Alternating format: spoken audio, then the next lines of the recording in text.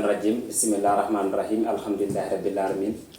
Jettode godini Allah subhanahu wa ta'ala dokol meden cellal cioftal e mbako wawde kadi artudo e deuxième numéro meden e yewtere modon yoler caggal yettude Allah ko juldi e Muhammadu kono dum boy jetti jinami no fewi en bi nene baba jaarama ñaganade be Allah mojjere e julde balde e mojjude battane onon yebi yankobe ayaw Piindi TV onon on calminama kalto mbawdon wonde en mbawdon wonirde hande o émission meden yoler eden gandi ko tongode dimmere eden bismi hande non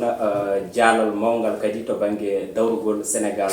on kadi ya jaalal mawngal hande to bangi rendoji meden sikki ala wadde mo présentation webata ko non hande so tawi eden bada présente hande ko do meden eden gandiya hande mbiten ko ummade ton to magistrature suprême rewa ton to suudu sardeji assemblée nationale hani ton to gande lamurgo to palais présidentiel odon woni holorno ko juge IBRAHIMA HAMIDOU DEME so tawi non en bimo hande ko président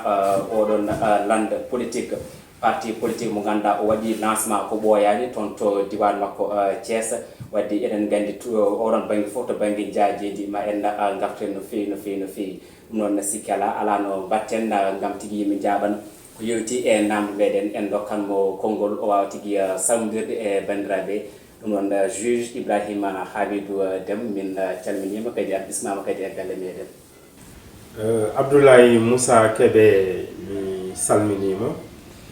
dum wonma remercier no fewi e invitation ma biɗam salmina bandiraɓe jeeɓoɓe Piindi TV mi weltima no fewi artode ɗo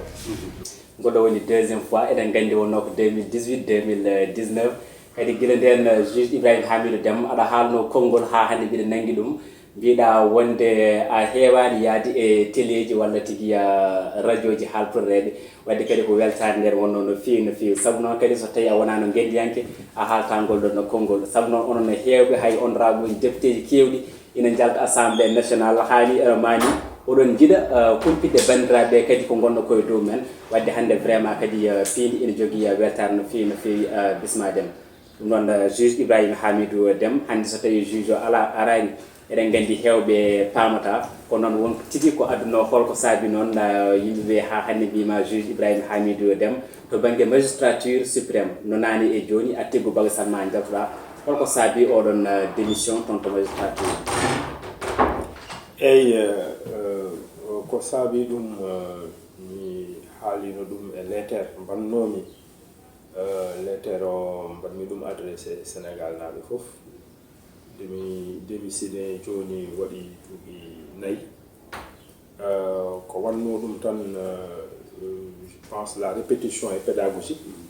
neɗɗo so arti e ko haalnone ma waddi yimɓe ɓe ngannduɗa tinano ɓura andude e yimɓe tinnoɓe ne ƴeewa hakkunde démission e ɗo ɗo yimɓe ndari est ce que démission o c'était motivé est ce que ne rewno laawol est ce que neɗɗo no fonno ɗum wadde est ce que nde neɗɗo waɗi ɗum nde e joni ne yiyama changement parce que aɗa andi leydi na dañi ko jogi ɗum ko tinnata ɗum ko ngannduɗa ko fondement ko wiyete état de droit par ce que yimɓe ko cuɓiɓe république cuɓiɓe ne démocratie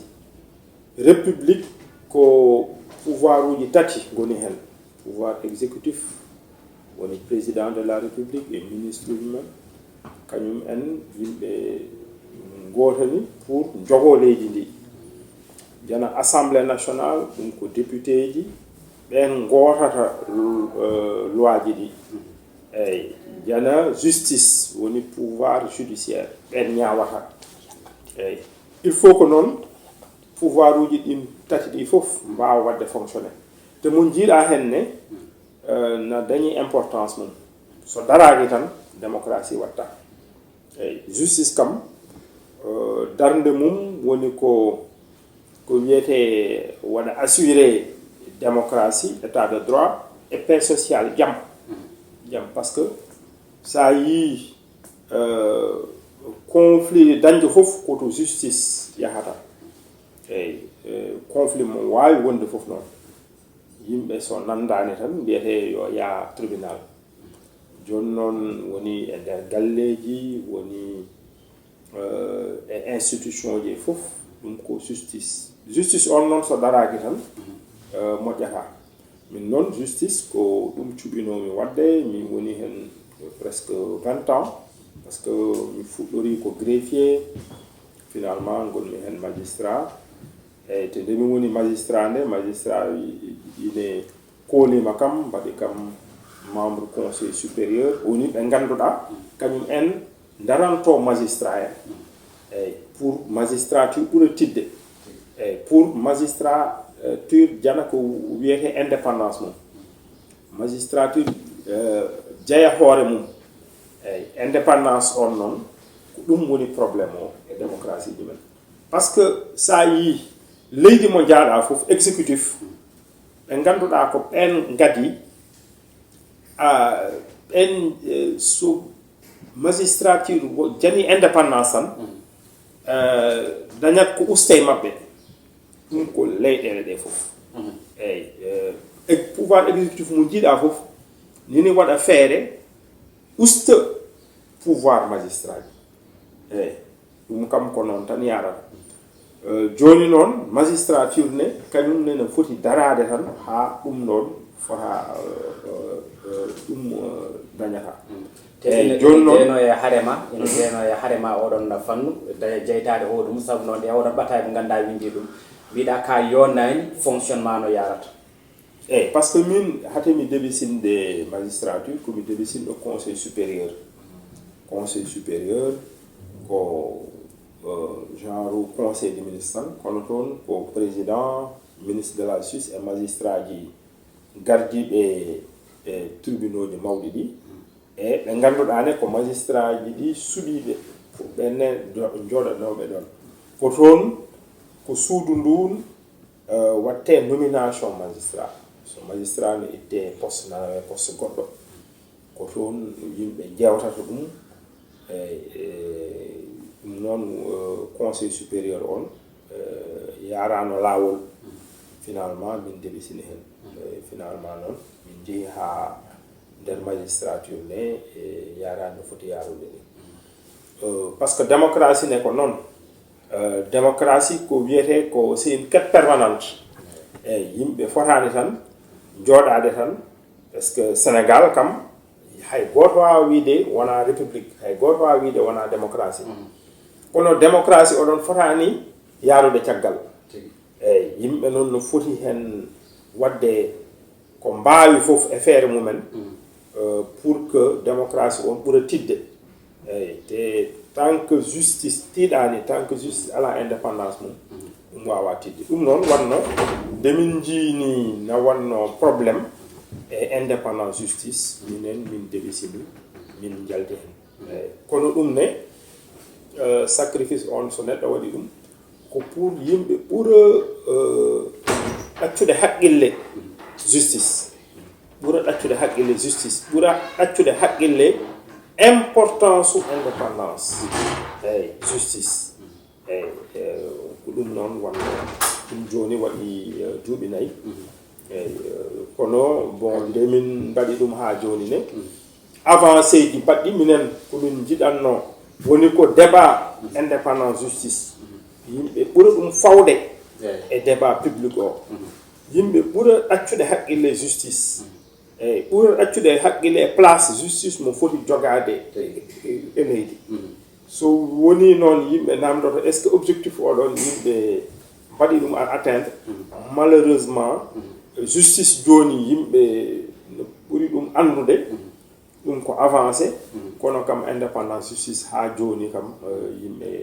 dañan ɗum ina heddi ha joni wonande ko toɓɓere nde ganda kadi ko yande saabu noon hande so tawi hollitama kadi fodde temedde joyo e sappo 510 ɓe ganda hande o ko juge ina ñaawa fodde 17 millions de sénégalais ko hunde ganda ina weewidiri kono noon pour tan yimɓe mbawa wadde avancé seeɗa to holko saabi hande yimɓeɓe nodduma ɗo juge Ibrahima Hamidou Deme eɗen gandi ko ɓooyani ko aɗa jogino mouvement oɗon mouvement noon ina wayno kadi e yamirore omo ganda kadi ko jagoro kalfinal kala ko fati e ndemɗe kisal woni da hebi ko yoyte oɗon arrêté walla oɗon décret to banggue ha hande oɗon nomination tengtinde wonde oɗon mouvement a watti ɗum wiyete ko parti politique hono éthique ensemble pour le travail l'intégrité et la citoyenneté oɗon lancement holto wanno eyyi joni aɗa andi ko transition mo mbaɗɗa o pratiquement ko transition moƴƴo par ce que andi idéal mo yimɓe dañño woni ko yimɓe jaggunonde natata justice ya justice ko ni foti wade e leydi eyyi justice ko ni foti wade e démocratie yimɓe gandi noon ni justice ne ko ruttini ɗum caggal walla ko waɗi wawa wadde liggey mum no hanirta ni ko en partie pouvoir exécutif pouvoir politique o naati hen eyyi ɗum noon no moƴƴane yimɓe ne suna jiɗa haɓade ɗum par ce que yimɓe nani kaɓo ɗum nder magistrature mi bokkino yimɓe gonɓe e nder magistrature no haɓo ɗum kono magistrat ji ɗi na jani limite par ce que ko wiyete obligation de réserve magistrat forani haalde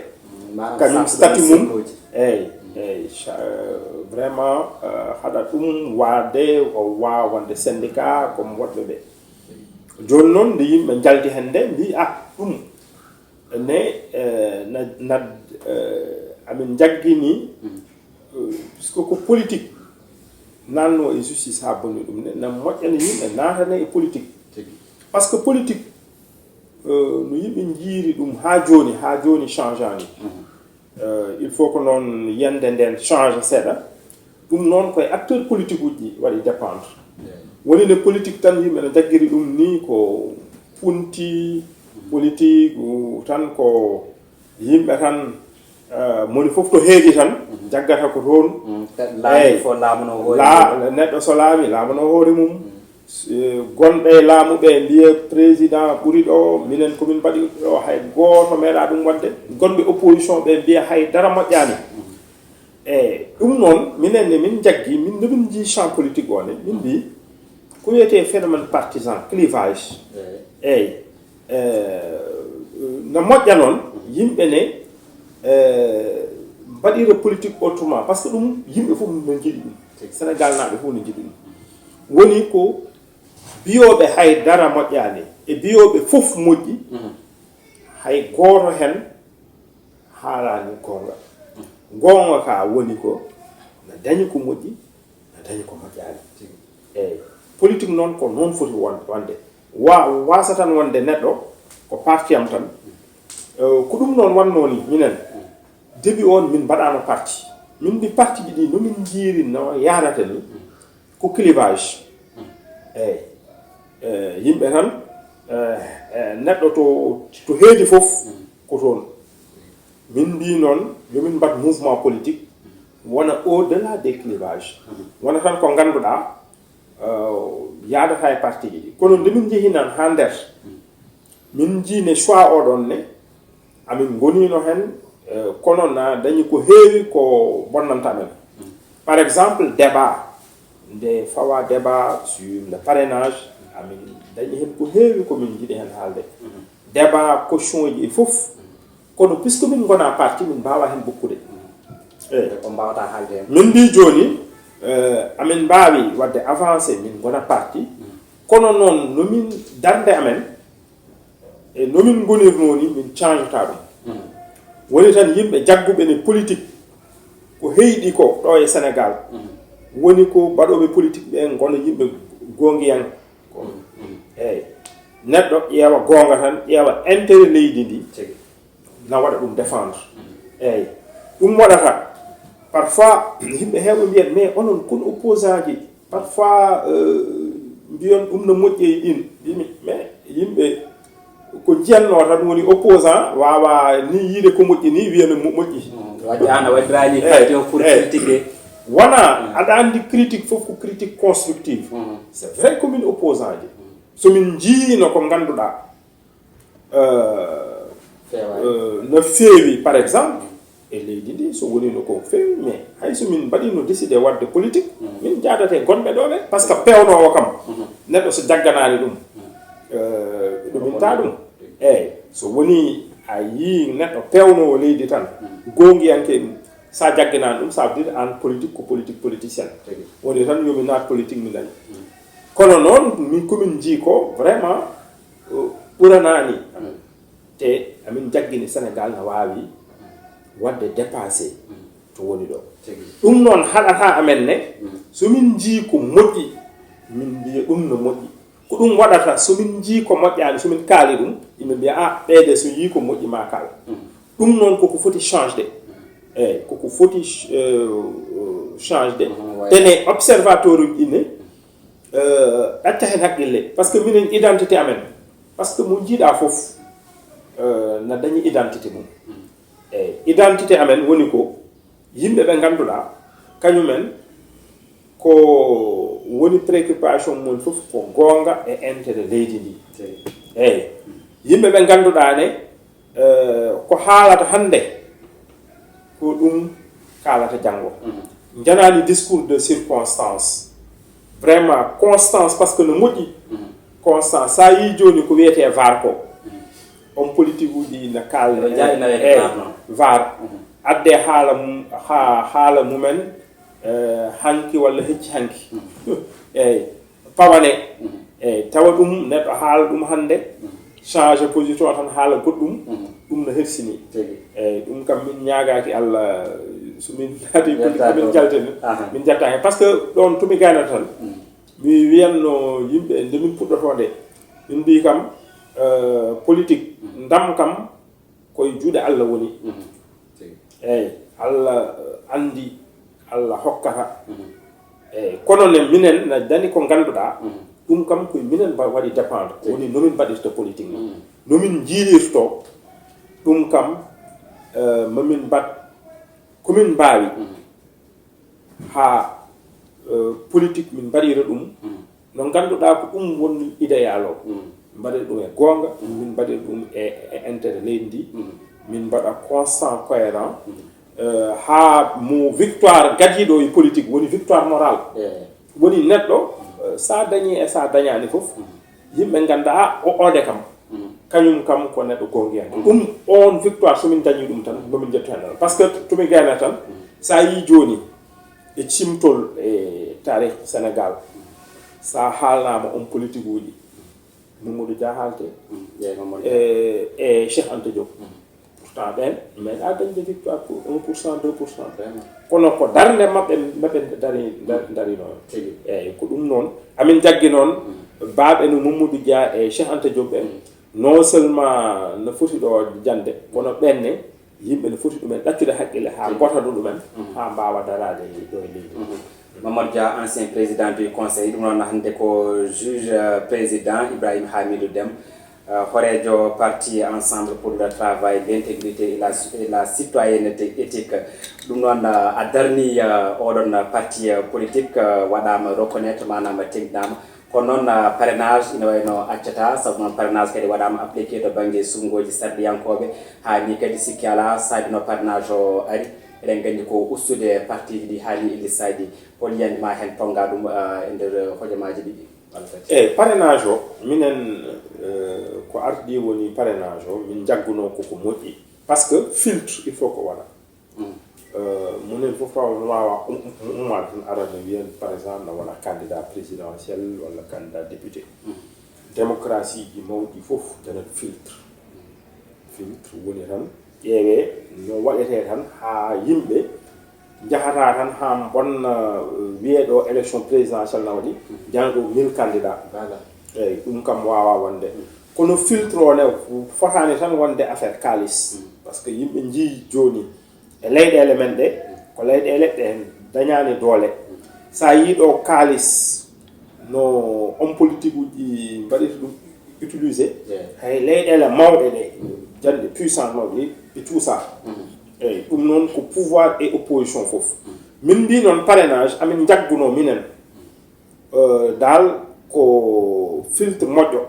ɗum wonno première impression ɗum min nanguno joni noon des cours de justice CEDEAO ari ha ñaawi wi parrainage o no waɗirte ni il faut ko firte ɗum minen komin yimɓe ɓe ngannduɗaa laawol so ñaawi tan ko ɗum foti wonde min mbi joni eyi kono il faut ko firte no firtirte ni noon il faut ko ɗum ne laamu ngu waɗa respecté décision cour de la justice de la CEDEAO ɗiɗi ne firta parrainage o par ce que parrainage o sa yi joni no waɗirte ni ko affaire kalis tan a yiyat parti au pouvoir walla coalition au pouvoir ɓe ƴetta parrainage partout ɓe jiilo ɗum partout ha baaɓe no amen ni sono jiilo parrainage dañata par ce que na dañi un maximum mo neɗɗo foti wadde ko wiyete fair play eyyi neɗɗo ko compétition mo jiiɗa fof no foti jande règle uji bindaɗi e règle uji ɗi ganduɗa neɗɗo foti tan andude min mi fotani waɗirde ni eyyi par ce que politique kam wona tan peeje tan yimɓe pawata tan pour bonnande yimɓe woɗɓe eyyi so règle uji pawama tan yimɓe ne foti ɗum waɗirde no ganduɗa dal no waɗa renforcer démocratie te parrainage o min komi waɗa hen propose woni pour le moment yo waɗe suspendre puisque yimɓe joni ko hakkude men e élection législative wawa ko waɗede goɗɗo réforme eyyi pour yimɓe mbaɗa respecté décision cour de justice CEDEAO so waɗama suspendre ɗo e élection présidentielle ƴeewe feere no mbaɗira parrainage pour yimɓe mbawa wadde respecté décision CEDEAO tigi juge Ibrahima Hamidou Déme ɗum noon hojomaji meɗen gasi hol konngol tan ngol mbeytoɗa bandiraɓe eyyi Abdoulaye Moussa Kébé mi weltima no feewi vraiment e invitation o mbiɗam salmina bandiraɓe fof eyyi